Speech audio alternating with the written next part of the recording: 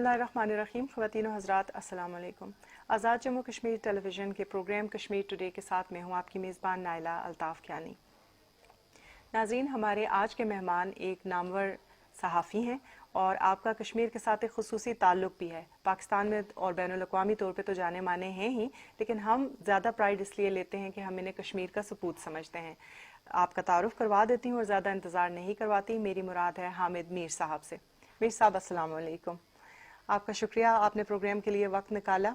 حامد میر صاحب، ہم یہیں سے بات چیت کا آغاز کرتے ہیں کہ آپ کا کشمیر کے ساتھ تعلق، آپ کے ننیال اور ددھیال دونوں کا تعلق ریاست جموں کشمیر سے ہے، بلکہ آپ کے نانا غلام احمد جرح تو مسلم کانفرنس کے ایک متحرک رہنما بھی رہے ہیں، اور پارٹیشن کے دوران آپ لوگ ہجرت کر کے یہاں آ گئے تھے پاکستان میں. اس دوران کیا یادیں ہیں آپ کی جو وابستہ ہیں؟ آپ کے گھر والوں نے، آپ اکثر ذکر بھی کیا کرتے ہیں، آپ کو کیا باتیں بتائیں؟ بہت بہت شکریہ. دیکھیں، جو کشمیر کی جو تحریک آزادی ہے اس میں کچھ واقعات ایسے ہیں جن کو کہ آپ آنے والے کئی سو سال تک نظر انداز نہیں کر سکتے. اور اس میں جو نومبر 1947 میں جو ایک قتل عام ہوا تھا جموں میں، وہ بڑا اہم ہے. اب آپ دیکھیں کہ پاکستان اگست 1947 میں آزاد ہو گیا تھا، تو جو ہمارے بزرگ تھے ان کا ایک خیال تھا کہ کشمیر جو ہے یہ تو پاکستان کا حصہ بنے گا، تو انہوں نے اپنے گھر نہیں چھوڑے. تو میرے جو نانا تھے ان کا تعلق جموں سے تھا، اور میرے جو دادا تھے میر عبدالعزیز، ان کا تعلق بڈگام سے تھا. لیکن وہ پاکستان بننے سے کچھ عرصہ پہلے سیالکوٹ کے قریب ایک جگہ سچیت گڑھ وہ آ چکے تھے. تو جو میرے نانا تھے غلام احمد صاحب، ان کا تعلق تھا مسلم کانفرنس کے ساتھ، اور وہ چودھری غلام عباس صاحب کے بڑے قریبی ساتھی تھے. تو جب مائیگریشن شروع ہوئی تو چودھری غلام عباس صاحب کی بیٹی کو اغوا کر لیا ڈوگروں نے. تو میرے جو نانا تھے نا، انہوں نے اپنے ساتھیوں کے ساتھ مل کے تو ان کو ریکور کرنے کی کوشش شروع کی. اور اس کوشش کے دوران ان کو یہ نہیں پتہ چلا کہ ان کی اپنی فیملی تھی جو جموں میں، وہ بھی انسیکیور ہے. تو ان کے جو بڑے بھائی تھے فضل احمد صاحب، انہوں نے کوشش کر کے تو فیملی کو موو کرنے کی کوشش کی سیالکوٹ. اور آپ کو اگر یاد ہو تو لاریاں، بسوں کا بندوبست کیا گیا تھا، لاریاں ان کو کہتے تھے اس زمانے میں. اور جو ڈوگرا فوج تھی وہ ان کو گارڈ کری تھی. تو پہلے مسلمانوں کو جموں کی پولیس لائنز میں اکٹھا کیا گیا، ان کو ڈس آرم کیا گیا، مردوں کو علیحدہ کیا گیا، عورتوں اور بچوں کو علیحدہ کیا گیا. اس کے بعد ان کو بسوں میں بٹھایا گیا اور کہا ہم اب آپ کو پاکستان لے کے جائیں گے. تو جو ایک بس تھی اس میں میری نانی بھی تھی غلام فاطمہ، اور ان کے ساتھ ان کی 3 بیٹیاں تھیں اور ایک بیٹا تھا جو ان کی گود میں تھا. تو ان کو جب بس کو روانہ کیا گیا کٹھوا کی طرف کہ جی وہاں سے آپ جائیں گے سیالکوٹ، تو نانا تھے میرے جو وہ جموں میں ہی تھے، اور وہ کوشش کر رہے تھے کہ چودھری غلام عباس صاحب کی بیٹی جو ہے اس کو ریکور کیا جائے. تو وہ ساتھ نہیں تھے. تو اس بس پہ جو ہے وہ انہوں نے حملہ کر دیا، اس کو روکا اور پھر اس پہ حملہ کر دیا. تو وہ جو میری امی نے مجھے بتایا، جو میری والدہ نے مجھے بتایا، وہ اس کی آئی وٹنس تھیں. تو ان کی عمر اس وقت 13 سال تھی. تو وہ یہ کہتی ہیں کہ وہ بس کے اندر گھس گئے اور انہوں نے تلواریں تھیں، کرپانیں تھیں، قتل کرنا شروع کر دیا. اور ان کی جو والدہ تھیں یعنی کہ میری نانی، انہوں نے اپنی بچیوں کو بچانے کے لیے ان کو ڈیڈ باڈیز کے نیچے چھپا دیا اور کہا کہ بس آپ نے ادھر سے باہر نہیں آنا.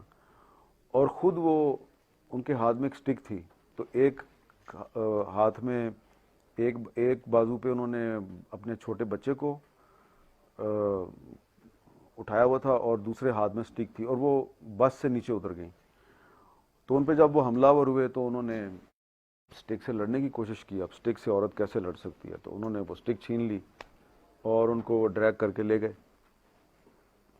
تو میری امی کے بقول آخری جو منظر ان کو یاد ہے کہ ان کے بھائی کا نام قیوم تھا، اس کو گود میں اٹھایا ہوا تھا اور دوسرے ہاتھ سے وہ مزاحمت کرنے کی کوشش کر رہی تھی، ان کو ڈریگ کر کے لے گئے۔ اس کے بعد وہ جو بچے کھچے لوگ تھے وہ بڑی مشکل سے سیالکوٹ پہنچے، اور کافی دن تک ان کے بارے میں کسی کو کچھ نہیں تھا پتا کہ یہ زندہ ہیں یا مردہ ہیں۔ کافی دنوں کے بعد وہ جو ایک کیمپ تھا وہاں پہ پھر میرے نانا آئے اور ان کی وہ 3 بیٹیاں مل گئیں۔ تو جو میری والدہ تھیں وہ انہوں نے مجھے یہ سٹوری اس طرح سنائی کہ وہ اکثر رات کو لیٹ نائٹ میں نوٹس کرتا تھا وہ روتی ہیں۔ تو پہلے تو میری ہمت نہیں ہوئی کہ میں ان سے پوچھوں کہ آپ کیوں روتی ہیں۔ پھر میں نے 1-2 دفعہ پوچھا کہ ان کے والد صاحب کے ساتھ تعلقات بھی ٹھیک ہیں، لیکن پھر بھی یہ رات کو اٹھ کے چھپ چھپ کے روتی ہیں، کیا مسئلہ ہے؟ تو میں نے ایک دن ان کو پوچھا کہ آپ کیوں روتی ہیں، اور آپ کل بھی رو رہی تھیں اور آپ پرسوں بھی رو رہی تھیں۔ تو انہوں نے نا مجھے گلے سے لگا کے زور زور سے دھاڑے مار مار کے رونا شروع کر دیا، اور انہوں نے بتایا کہ یہ میں اپنی ماں کو روتی ہوں اور پتہ نہیں وہ کہاں پہ ہے۔ تو یہ بات جو ہے یہ مجھے 70s میں انہوں نے بتائی جب میں اسکول میں پڑھتا تھا۔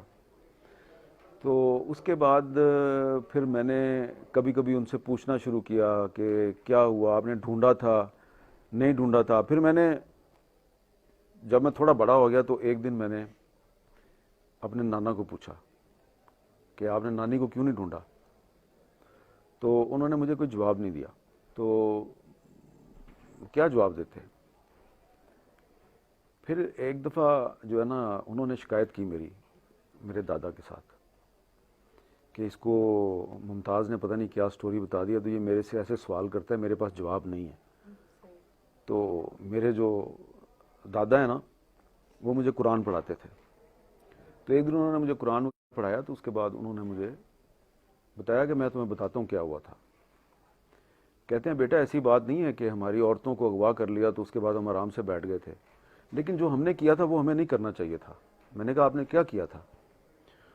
انہوں نے کہا انہوں نے تو ہماری عورتوں کو اغوا کیا، ان کی عصمت دری کی، بڑا ظلم کیا ان کے ساتھ زبردستی شادیاں کر لیں۔ تو اب ہمارے پاس تو کوئی راستہ نہیں تھا کہ ہم اپنی بیٹیوں کو بہنوں کو واپس کیسے لے کے آئیں۔ تو پھر ہم یہ کرتے تھے کہ جو ان کی جو قافلے واپس جا رہے ہوتے تھے تو ہم ان کو روکتے تھے اور ان کی عورتوں کو علیحدہ کرتے تھے اور ان کو کسی حویلی میں بند کر دیتے تھے، اور ان سے کہتے تھے اب تم واپس جاؤ، اب تم جاؤ گے جب انڈیا یا گرداسپور یا جموں تو وہ ہماری عورتیں جو تم نے اغوا کی ہوئی ہیں ان کو لے کے بارڈر پہ آؤ، ہم یہ عورتیں تمہیں دے دیں گے۔ تو یہ 1953-54 تک بارڈر پہ ایک ان آفیشل قسم کا بارٹر ہوتا تھا کہ ایک ہندو یا سکھ عورت جو ہے اس کے بدلے میں 10 مسلمان عورتیں ادھر سے لی جاتی تھیں، اس امید میں کہ شاید ان میں غلام فاطمہ بھی آ جائے۔ تو میں نے کہا اس وقت آپ ان کو کیسے جانتے تھے؟ تو انہوں نے کہا ہم ایک دوسرے کو پرانا جانتے تھے، تو یہ جو ہیں یہ بڑے مشہور آدمی تھے، یہ مسلم کانفرنس سے ان کا تعلق تھا، ہمارا تعلق مسلم لیگ سے تھا، تو مسلم کانفرنس اور مسلم لیگ کا آپس میں بڑا تعلق تھا، اور مسلم لیگ گارڈ جو ہے اس کو پتہ تھا ساری سٹوری کا۔ تو ہم نے کافی کوشش کی۔ تو میں نے کہا کتنی عورتیں تھیں آپ نے جو واپس لے کے آئے؟ انہوں نے کہا ہم کم از کم 5,500 عورتیں جو ہیں ہم نے اس طرح واپس لیں، واپس ریکور ہوئی۔ اور پھر انہوں نے کہا جب ہمیں یقین ہو گیا کہ اب ادھر عورتیں ہماری ختم ہو گئی ہیں، اب اور کوئی نہیں ہے یا انہوں نے مار دی ہیں، پھر جو ہمارے پاس بچی وہ جو ان کی عورتیں تھیں ہم نے ان کو آرام سے ان کے حوالے کر دیا، کچھ نہیں کہا ان کو، کیونکہ ان کا ہمارے پہ برڈن بن گیا تھا، ان کو کھانا پلانا اور ان کا خیال رکھنا۔ تو یہ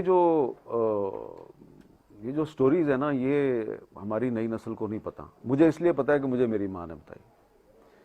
تو اس لیے جو میں سمجھتا ہوں کہ یہ جو قربانیوں کا سلسلہ ہے یہ 47 میں شروع ہوا تھا اور یہ آج تک چل رہا ہے، اور 76-77 سال گزر گئے ہیں، اس وقت بھی جو کشمیری عورتیں ہیں وہ اپنی عزتیں قربان کر رہی تھیں، آج بھی قربان کر رہی ہیں، اور میرا خیال ہے کہ یہ انسانی تاریخ میں اتنی قربانی کسی تحریک آزادی میں کسی قوم نے نہیں جتنی کشمیری قوم نے دی ہے۔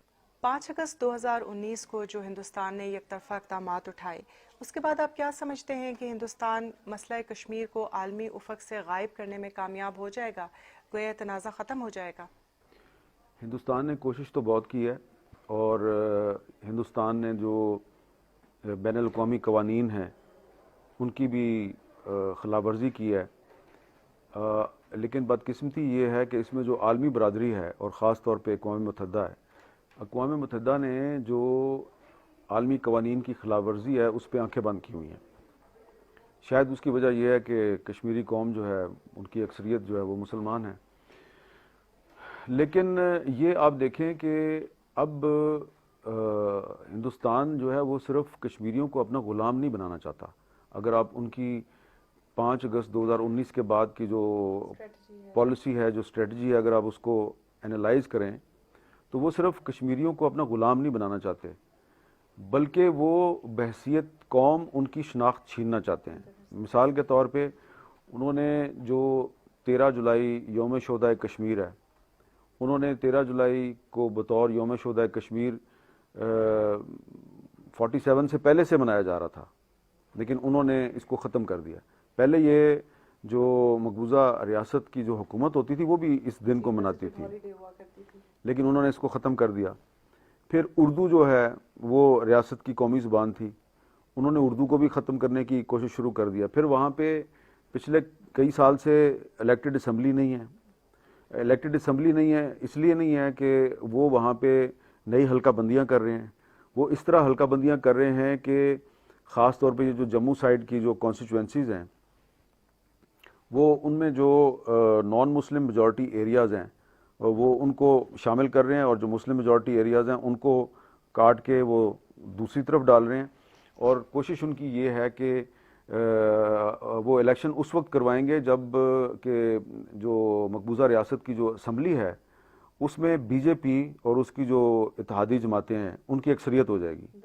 تو وہ اب جی ان کا منصوبہ یہ ہے کہ وہ مقبوضہ جموں و کشمیر کی اسمبلی میں جو دلی سرکار کے وفادار جو لوگ ہیں ان کو اکثریت میں لائیں گے، اور ایک ہندو سی ایم جو ہے وہ اس کو لے کے آئیں گے۔ تو یہ ان کا منصوبہ ہے، اور اس کا اصل مقصد یہ ہے کہ ریاست جموں و کشمیر کا جو ایک اسلامی تشخص ہے اس کو ختم کیا جائے۔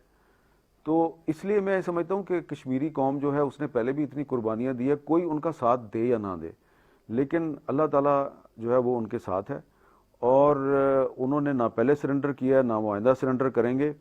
لیکن جو لوگ مشکل وقت میں ان کے ساتھ کھڑے نہیں ہو رہے ان کا نام تاریخ میں ہمیشہ یاد رکھا جائے گا، اور تاریخ ان کو کبھی معاف نہیں کرے گی۔ میر صاحب، 15 دسمبر 2022 کو آپ نے ایک ٹویٹ کے ذریعے یہ بتایا لوگوں کو کہ پاکستان کو ایک جارحانہ سفارتی حکمت عملی اپنانی ہوگی۔ آپ کی کیا مراد تھی؟ آپ جنگ کے ذریعے تو ظاہر ہے کہ مسئلے کا حل نہیں نکالا جا سکتا، تو پھر آپ کے خیال سے پالیسی میکرز کے ساتھ آپ اٹھتے بیٹھتے ہیں، آپ کو اندر کی خبریں معلوم ہوتی ہیں، کیا پالیسیز اپنانی چاہیے پاکستان کو؟ میرا جو ہے وہ کوئی نہ کوئی رابطہ تو رہتا ہے نا، سری نگر میں، کپواڑہ میں، اور ہندوستان سے باہر جو کشمیری رہتے ہیں، جب ہم انگلینڈ یا یورپ جاتے ہیں وہاں بھی ہمیں کشمیری مل جاتے ہیں، ان سے جو گفتگو ہوتی ہے تو ان کو اس چیز کا بڑا خیال ہے کہ وہ اب ہم سے زیادہ پاکستانی ہیں، تو وہ بڑے فکر مند رہتے ہیں۔ تو ان کا ایک خیال ہے کہ جو پاکستان ہے وہ کسی سازش کا شکار ہے، تو پاکستان کے خلاف سازش کشمیریوں کے خلاف سازش ہے۔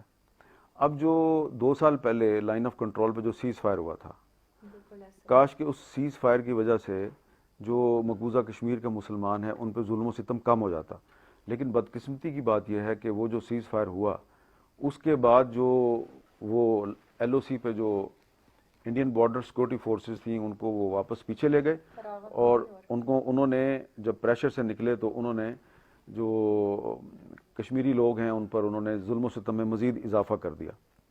تو اس لیے وہ یہ سمجھتے ہیں کہ یہ اس کی پاکستان کو کیا ضرورت تھی, پچھلی حکومت نے یہ کیوں کیا سیز فائر, جبکہ 5 اگست 2019 ہو چکا تھا. تو 5 اگست 2019 کے بعد آپ اگر فروری 2021 میں ایک سیز فائر ایگریمنٹ کرتے ہیں تو اس پہ تو جو سید علی شاہ گیلانی صاحب تھے انہوں نے بھی کچھ سوالات اٹھائے تھے اور ان کو اس کے جوابات نہیں ملے. تو لیکن میرا خیال ہے کہ اب وہ جو سیز فائر تھا اس کے نتیجے میں جو ہندوستان نے کشمیریوں پہ جو ظلم میں اضافہ کیا اور مزید سازشیں شروع کی, اب ان کا ادراک یہاں پہ ہو گیا ہے. اور میری جو انفارمیشن ہے بطور ایک صحافی کہ وہ یہ ہے کہ اب اس پہ مزید ہندوستان کو یہ سپیس نہیں دی جائے گی کہ وہ مزید کشمیریوں پہ ظلم کرے. اور آپ دیکھیں گے کہ اس سلسلے میں جو پاکستان کی حکومت ہے وہ اقوام متحدہ میں اور جو دیگر عالمی فورمز ہیں وہاں پہ وہ ہندوستان کی ایٹراسٹیز کے خلاف بہت بھرپور انداز میں آواز اٹھائے گی اور جو کشمیریوں کی جو شکوہ شکایت ہیں ان کو دور کرنے کی کوشش کی جائے گی. آپ کیا سمجھتے ہیں کہ اگر کشمیری سیفری کی مذاکرات کے ذریعے مسئلہ کشمیر میں بات کرنے میں شامل ہو جائیں بات چیت میں, تو اس سے کیا پاکستان کے سٹانس کو نقصان پہنچے گا یا فائدہ ہوگا؟ دیکھیں, پاکستان کا سٹانس بالکل بھی کمزور نہیں ہوگا. یہ مسئلہ کشمیر ہے نا, تو یہ کوئی کسی پلاٹ کا جھگڑا تو نہیں ہے انڈیا اور پاکستان کے درمیان. تو کشمیر کو اگر کوئی یہ سمجھتا ہے کہ یہ کسی کی زمین کا جھگڑا ہے تو یہ غلط بات ہے. یہ تو لاکھوں لوگ جو ہیں ان کے فیوچر کا مسئلہ ہے. ایک پوری قوم جو ہے اس کی تاریخ اور اس کے ثقافت اور اس کے کلچر کی بقا کا مسئلہ ہے. تو مسئلہ کشمیر از اباؤٹ کشمیریز. تو مسئلہ کشمیر کا کوئی بھی حل جو ہے وہ کشمیریوں کو شامل کیے بغیر آپ اس پہ اتفاق رائے قائم نہیں کر سکتے. جہاں تک پاکستان کی پالیسی کا تعلق ہے تو میں یہ پہلے بھی یہ کہہ چکا ہوں, میں دوبارہ بھی آپ کی خدمت میں یہ عرض کروں گا کہ پاکستان کے آئین میں ایک آرٹیکل ہے 257. تو جو 257 ہے وہ پہلے یہ کہتا ہے کہ مسئلہ کشمیر اقوام متحدہ کی قراردادوں کی روشنی میں حل کیا جائے گا.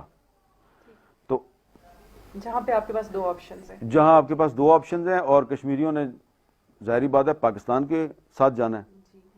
آگے چل کے آرٹیکل 257 کہتا ہے کہ جب آپ UN ریزولوشنز پہ عمل درآمد کر لیں گے تو اس کے بعد کشمیری عوام کو یہ رائٹ دیا جائے گا کہ وہ اپنے فیوچر کا فیصلہ اپنی مرضی سے کریں. تو اس میں 257 میں 257 میں دونوں آپشنز کو اکٹھا کیا گیا.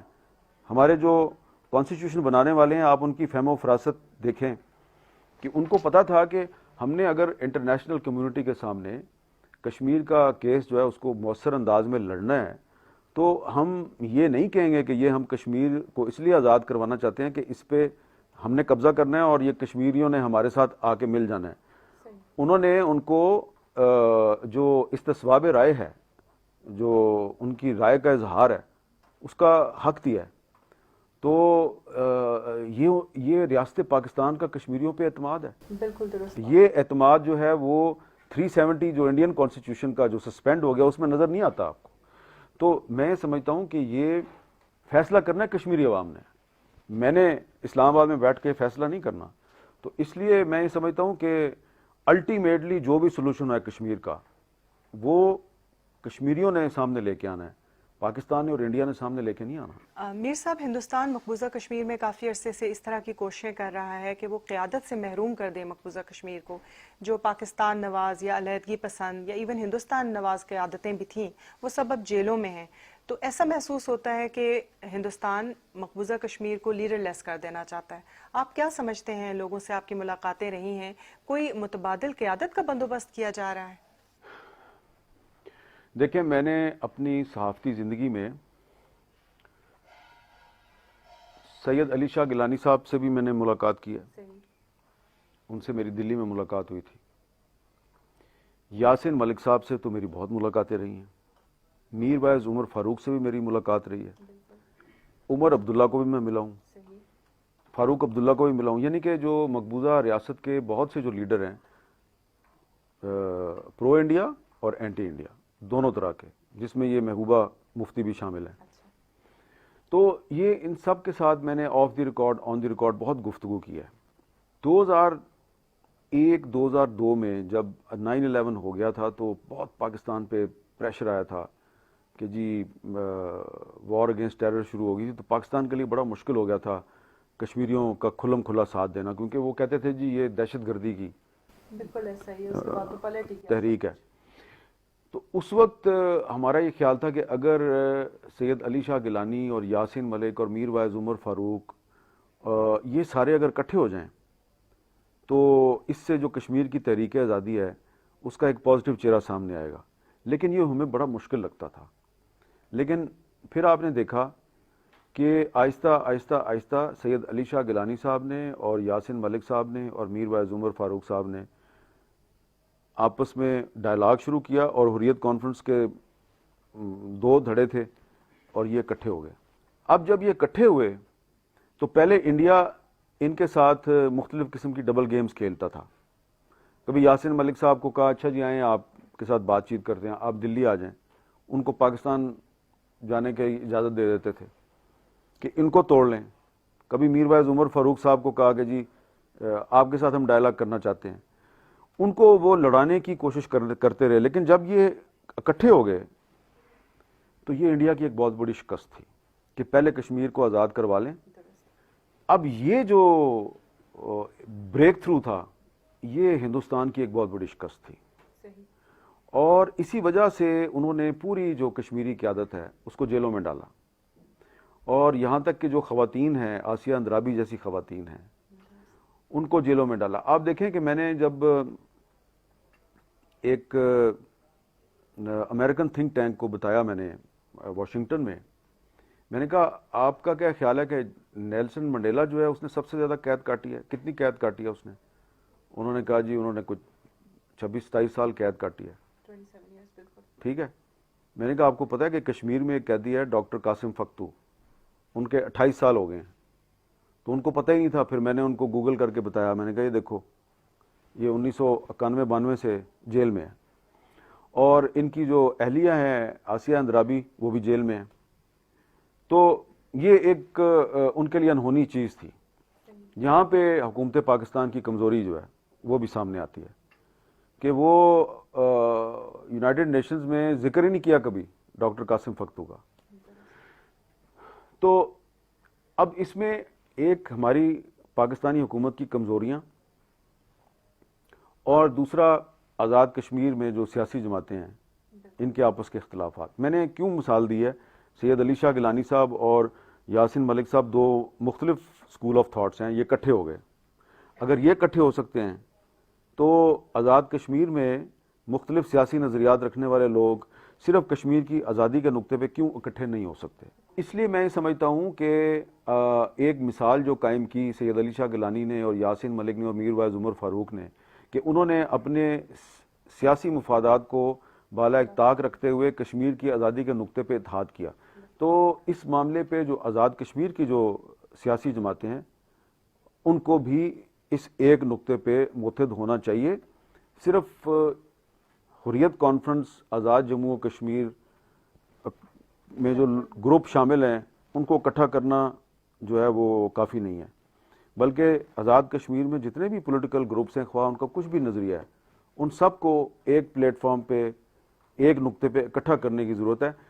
پھر آپ انٹرنیشنل لیول پہ اپنا کیس زیادہ اچھے طریقے سے پیش کر سکتے ہیں. میر صاحب، بیرون ملک مقیم جو پاکستانی ہیں، جو کشمیری ہیں، وہ ہمارا ایک اثاثہ ہوتے ہیں، اور ہم امید رکھتے ہیں کہ وہ ہمارے مفادات کا وہاں پر خیال رکھیں گے. جو پولیٹیکل پولرائزیشن کا آپ نے ابھی ذکر کیا، اسی طرح کی پولیٹیکل پولرائزیشن ہمیں باہر بھی نظر آتی ہے اپنے ڈائسپورا میں. کشمیری اور پاکستانی اب بجائے کشمیری یا پاکستانی رہنے کے آپس میں متحارب گروپس بن گئے ہیں یہ پولیٹیکل پولرائزیشن کی وجہ سے. اس ساری سچویشن کو آپ کیسے دیکھتے ہیں، اور اس سے کیا ہمارے مفادات پہ ضرب نہیں پڑتی؟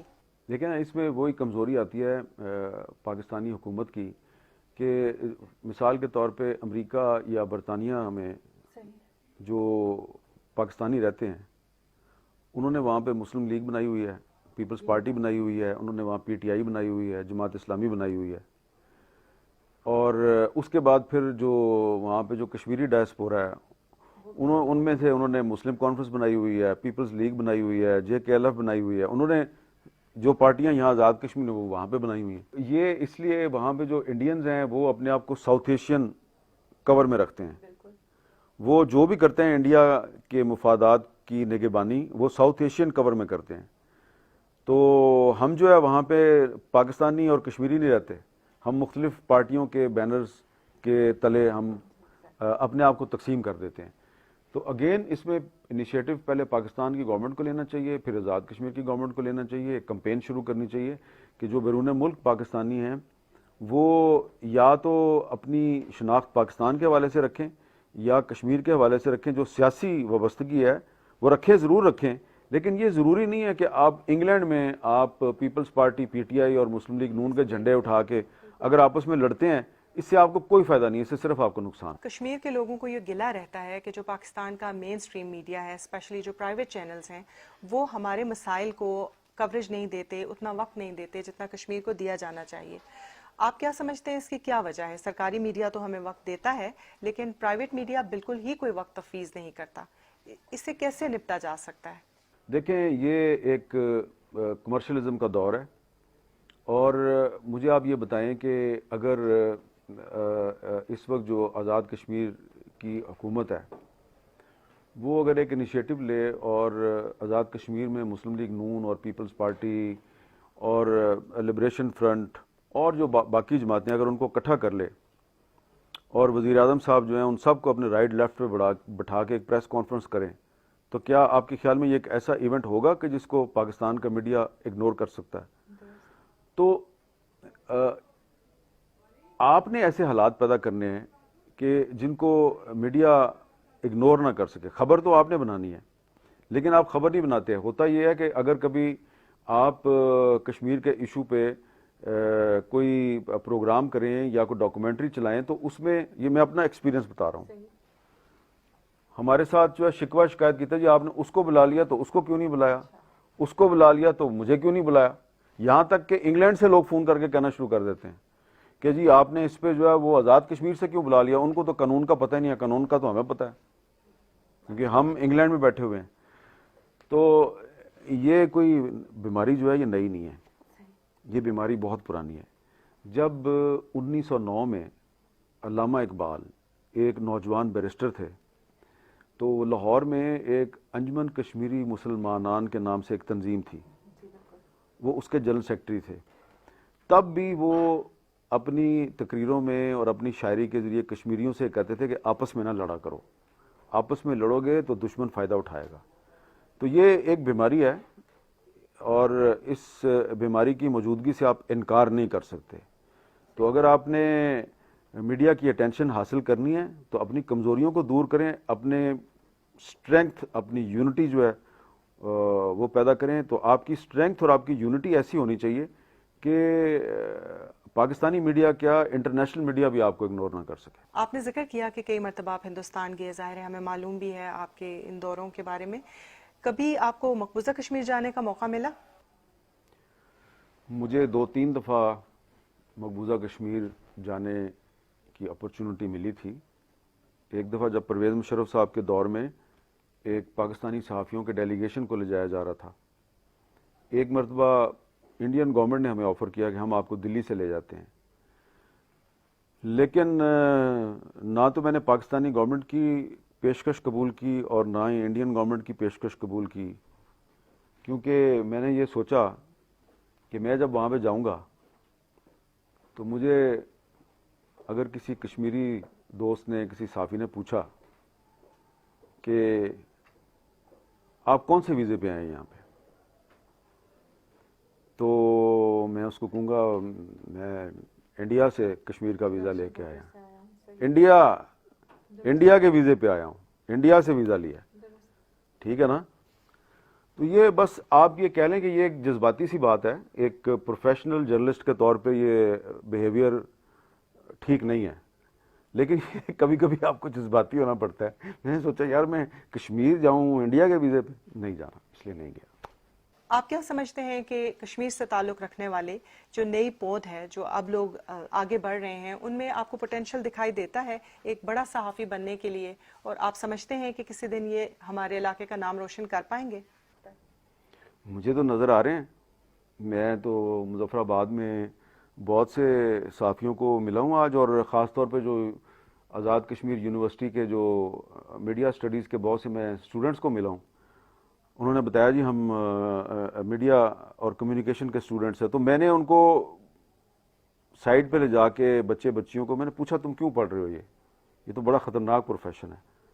اور ہر کسی نے اپنی اپنی ایکسپلینیشن دی. تو میں صرف سمجھنا چاہ رہا تھا کہ یہ کس چکر میں ہے یہ. تو میں یہ بہت مجھے یہ بتاتے ہوئے بڑی خوشی ہو رہی ہے کہ میں اس طرح کے سوالات جو ہے وہ جب میں اسلام آباد میں یا لاہور میں یا کراچی کی یونیورسٹیوں میں جاتا ہوں تو مجھے کوئی بچہ بتاتا ہے، کوئی اسٹوڈنٹ بتاتا ہے جی کہ میں جرنلزم پڑھ رہا ہوں یا میں نے جرنلسٹ بننا ہے، تو میں ان سے ضرور پوچھتا ہوں کیوں بننا ہے، تمہارا آبجیکٹو کیا ہے. وہاں سے مجھے کوئی اتنا امپریسو اچھا جواب نہیں ملتا. وہ کہتے ہیں، اکثر لوگ یہ کہتے ہیں اینکر بننا ہے ہم نے، یعنی کہ وہ جرنلزم میں اس لیے آنا چاہ رہے ہیں کہ انہوں نے اینکر بننا ہے. وہ یہ نہیں کہتے ہم نے جرنلسٹ بننا ہے، انہوں نے اینکر بننا ہوتا ہے یا انہوں نے میڈیا سٹار بننا ہوتا ہے. لیکن یہاں پہ جب میں نے کشمیری اسٹوڈنٹ سے پوچھا کہ آپ نے جرنلسٹ کیوں بننا ہے، تو اکثر جو ہیں انہوں نے مجھے یہ کہا کہ ہم جرنلسٹ بن کے تو جو کشمیر کے پرابلمز ہیں ان کو میڈیا پہ ہائی لائٹ کرنا چاہتے ہیں. تو مجھے وہ انفارچونیٹلی پاکستان میں کسی ایک بھی بچے نے یہ نہیں کہا کہ میں جرنلسٹ بن کے پاکستان کے مسائل کو ہائی لائٹ کرنا چاہتا ہوں. سارے کہتے تھے بس شہرت کمانی ہے. تو اللہ تعالیٰ ان کو بھی ہدایت دے، اور جو پاکستان کے بچوں کو بھی ہدایت دے، اور جو کشمیر کے بچے ہیں، جو کشمیر کی نوجوان نسل ہے، مجھے اس میں بڑا پوٹینشیل نظر آتا ہے. ان میں بہت سے شورش کشمیری اور حمید نظامی پیدا ہوں گے. حامد میر صاحب، کرنے والی باتیں تو بہت سی تھیں اور آپ کے ساتھ گفتگو کا بہت مزہ بھی آیا، لیکن کیونکہ پروگرام کا وقت محدود ہے تو انشاءاللہ کسی اور وقت پہ دوبارہ آپ کو زحمت دیں گے. آپ کا شکریہ، آپ نے پروگرام کے لیے وقت نکالا. ناظرین، آج کے پروگرام کے لیے یہیں تک. انشاءاللہ دوبارہ آپ کی خدمت میں حاضر ہوں گے. جب تک کے لیے اجازت دیجیے. اللہ حافظ.